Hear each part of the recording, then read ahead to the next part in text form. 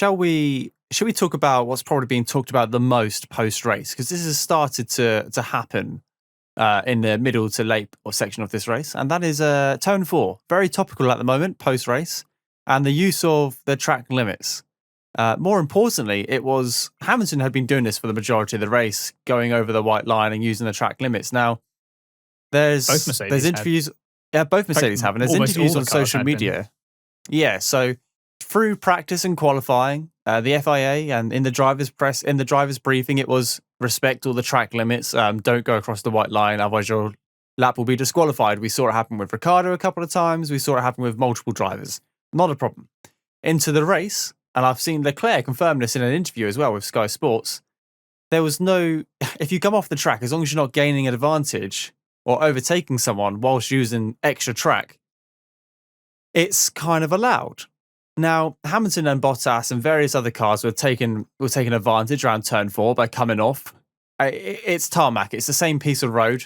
And then they go over the curb to continue on to, well, everyone knows what Turn 4 looks like. We've probably watched the race. But Hamilton and Bottas are going quite wide. So Red Bull get onto Max and tell him to start taking that path going into Turn 4 because they think that Hamilton's gaining an advantage and being able to carry through more speed, which is true because the wider you make a corner, the more speed you can carry it through.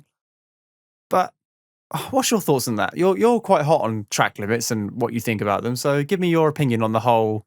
Hamilton's doing it, so you can do it. But then we got told to back off later on in the race. It was a bit wishy-washy from the FIA. Yeah. So the directive in the weekend, like you say, was that they were, to stick to the track limits, particularly in qualifying. If they go over, they'll get their lap deleted.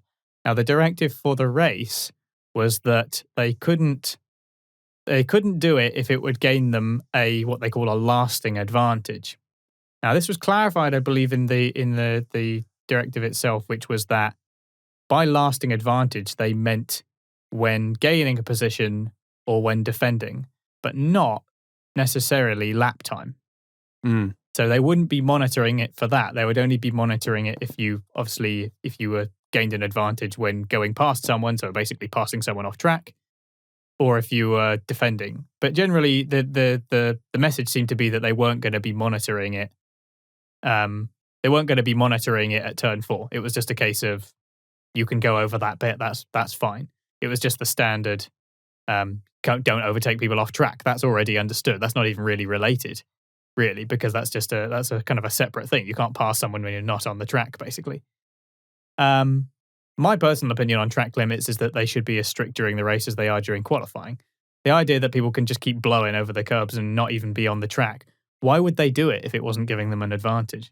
Why would any car be doing that if it wasn't going to gain them some kind of lap time or give them more momentum or do something for their tyres? It's it's hard to say exactly what it is depending on the context, but I fail to see why so many people would be doing it if it wasn't advantageous in some way. Now, what seemed to be the difference with Hamilton was that he was going a lot deeper than a lot of people, and it only seemed to become a point of contention because Red Bull had brought it up with the stewards. So what seemed to happen is that they then got into touch with Mercedes, and Verstappen had obviously complained about this. Red Bull had took it to the stewards, like I said. So Mercedes seemed to get the message from the stewards saying, you're doing that too much, basically, or you're going too far. So the grey area is that they were kind of allowed to go over the curb because they weren't monitoring it, but Hamilton was sort of doing it too often and by too much.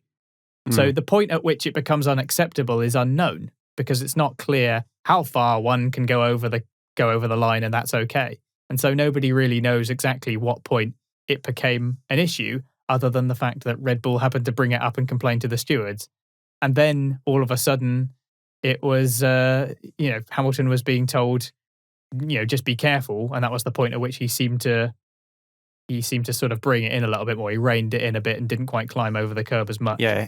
And Verstappen and Perez didn't, they hadn't gone as far as Hamilton over the curb and only started doing it after they had essentially complained about it. Now, whether or not that actually gave them an advantage or disadvantage over the course of the race, I don't really know for certain.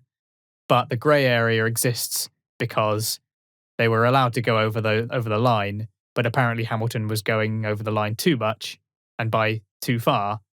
But again, the threshold at which that became unacceptable is anybody's guess, really.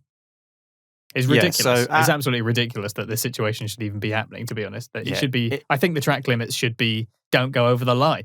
I think it should be as simple as that. It should be exactly the way it is in the race as it is during qualifying. We never have this issue in Monaco or Singapore because there's a wall there. You can't take liberties. And just drive the track like there is a concrete wall beyond the white line. So at 17:02, Max was told to take more liberties with turn 4 because both the Mercedes drivers were using it freely. And his response was, how is that legal? How is this a thing? And then at 17:11, so 9 minutes later, Lewis was told over the radio that he was getting warnings about track limits and then obviously questioned it over the radio, which has caused this massive debate across social media because Lewis has said, how is this? I thought there wasn't any track limits, which was taken out of context because, of course, there are track limits on the racetrack, but there was no defined rule regarding, like you said, it wasn't an overtake. They weren't gaining a lasting advantage, but it was going quite wide. So didn't take too long to wrap that all up. But the regulations, as far as he was concerned, were you can pretty much do what you like because they had been told that they weren't going to be monitoring track limits at turn 4. So Hamilton was doing what he was doing because presumably he thought that was okay. And then halfway through the race, they were told, oh, well, actually, you're doing it a bit too much and by too much. So can you tone it down a little bit? Which is just a bit vague. I mean, there's no need for it to be like that. As for the Verstappen overtake, that's like a separate thing, isn't it? That's just not even, absolutely. Obviously, you can't overtake when you're not on the track.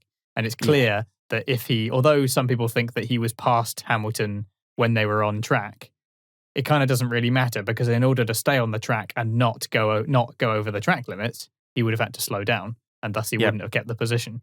So that one's pretty open and shut, really. And I think that he did the right thing by giving the position back straight away. 100%. Yeah. Yeah, for those who are criticising Hamilton for using all the track and some more to get a lasting advantage, he's a 7-time world champion. The team are 6-time constructor world champions. Of course, they're going to look at the rules and they're going to say, right, we can gain an advantage here. We've been told that we can do this. This is free to use. So we're going to do it because they're competitors. They want to get the best out of their drivers and out of their cars. So Hamilton's just been told he can do it. So it's not him deciding just to go as wide as possible. He's been told that this is completely legal and it's something that he can do, and which is why it's caused such an issue because the FIA never really defined how far was illegal. If we all stuck by Alex's rules and kept within the white lines or the curbs, this wouldn't be a problem. So hopefully going forward in 3 weeks' time, we'll have a clear set of, race directive rules, and that's don't go out wide in the corner unless it's unsafe, unless you need to prevent an accident from happening, or if you can't get your car to slow down. Like, do your racing within the white lines. It can't be that hard to have to use a bit of discretion to understand when somebody's gone over the line because they've made a mistake or something. Yeah. And somebody who's just going over the line time after time because it's better to go out wider, basically. So it feels like it can't be too difficult to do that. But so that was kind of there was a little bit of noise being made about the track limits, and I find myself again reiterating that it's the track limits are there because the racing happens on the track, and as soon as you start leaving the track, you're not racing on the track. So you should be getting warnings for that, and it basically should be as strict in real life as it is on the F1 game. Yes, absolutely. I feel like they should be forced to just stay on the track. As if all four wheels leave the track, you're not on the track. You're not racing on the track anymore, and you should be warned for that. And if you do it 3 times, you get a penalty. That seems perfectly reasonable to me, and surely enforceable with all the sensors and everything they have. It's not like they've got to guess anymore. It must be. They must have so much data that it must be possible to be making some reasonable decisions.